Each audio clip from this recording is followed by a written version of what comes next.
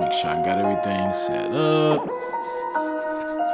We good? Yeah, I think we straight. Yo, what is going on YouTube? Technically T-Man, yes, the tech dude with the do-rag on, and yes, it has been a minute since I recorded a video, man. I have been busy.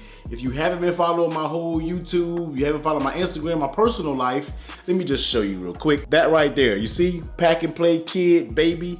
Yes, I did have a newborn, man, and that has been keeping me extremely busy, but had to go ahead and put him down to sleep, man, and we had to go ahead and talk a little bit about something. So let me go ahead and flip this thing back around and get it right. So real quick, before we get started, I do want to do something new on the channel, man. So if you're watching this video right now, comment down below for your comment to be featured on the beginning of the next video. I don't care what it is, as long as it's not too negative. You can say the back of my ears stink, my back of my knee, my booty itch, whatever it may be, man, comment down below and I will be sure to premiere it as soon as the next video starts. This is just a little fun thing that we can do, man, to get the comments going. There's a little fun and games. But anyway, let's go. So yeah, man, we back to record, and the first thing that I had to go ahead and jump into is the Google Pixel 4 XL. Now, yes, I was one of the lucky ones, man, that did get this sent over by Google. So first of all, a huge shout out to them, man. Gift from Google, hashtag made by Google, Team Pixel, hashtag them all up. I'm pretty sure you guys already seen the hashtags, but we're not really gonna talk about that. What I wanna talk about is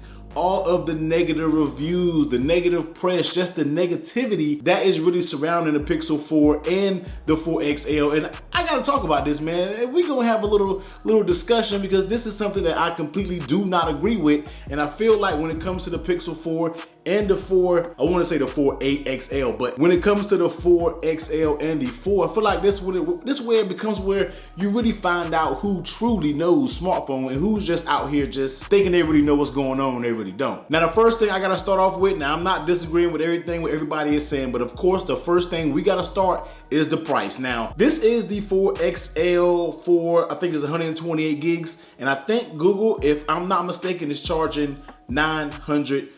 Now, I'm not going out here and saying that it's not worth that price point, but I feel like the features that they gave us on this Pixel 4 and the 4 XL really isn't worth that $900 price tag. I mean, you can really take that $900 and you can maybe go out there and get yourself a Note or something like that, and that can justify the price a little bit better. But the feature set that you're getting when it comes to the Pixel devices, I really think they missed the mark when it came to that price. $899 is a little steep. I probably would have liked to seen maybe a $749 and then a $649 for the smaller one. I think that price range would have helped a little bit. So I really can't help Google. I really can't help the Pixel when it comes to the price, because I have to agree, the price is a little bit expensive. Would I go out there and spend $900 on the Pixel 4 XL personally? Google, I know you sent me the Pixel, man, but I'm gonna always keep it a buck with my fans, and I really don't think personally that I would go out and spend that $900 when it comes to a Pixel 4 XL. Next up, we gotta talk about everybody. Everybody in the tech world is complaining that it does not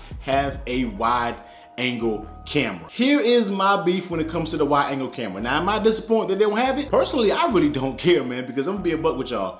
I'm kind of like your average consumer when it comes to cameras. I know I'm not an average consumer when it comes to technology and the smartphone as a whole, but when it comes to putting out the camera, taking a picture, I'm your average consumer. Means when I take my phone out and take a picture, whatever mode it's in, that's the mode it's in, that's the angle, that's the field of view, that's the width of the camera, whatever, that's what I'm taking a picture of, man. So personally, on my phones, I rarely, and I mean very rarely, use the wide angle camera. So I'm not really, all up in the fit that they missed the wide angle camera. I got the iPhone 11 Pro Max, it has a wide angle camera. And how many times have I used it since I had 11 Pro Max? 0. I have not used it yet, and maybe if the situation comes up where I'm at a nice little landscapey area, maybe I would use it then. For right now, I'm not using it. But the same people that's complaining about a wide angle lens on the Pixel, they weren't complaining when you had one lens a year ago with the Pixel 3 and the 3a. You had one camera that was getting it done.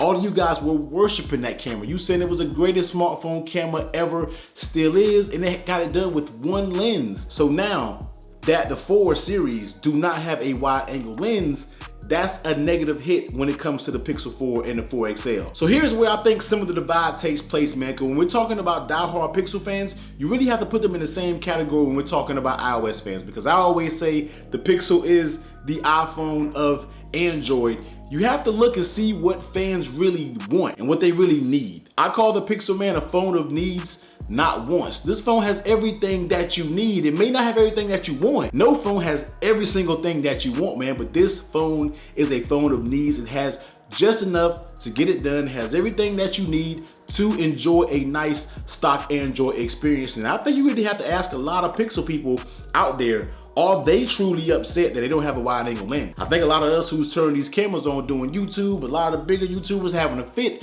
because that's a thing. But in actuality, man, a lot of people really don't use wide angle cameras. Let's be real, we're the minority in this tech game. Everybody else is the majority, man, so they really drive the market on what you need. And I'm pretty sure that the analytics, the statistics, or whatever you call it, is showing that, you know, they don't really use wide angle cameras, man. So I really can't fault Pixel for not having a wide angle lens.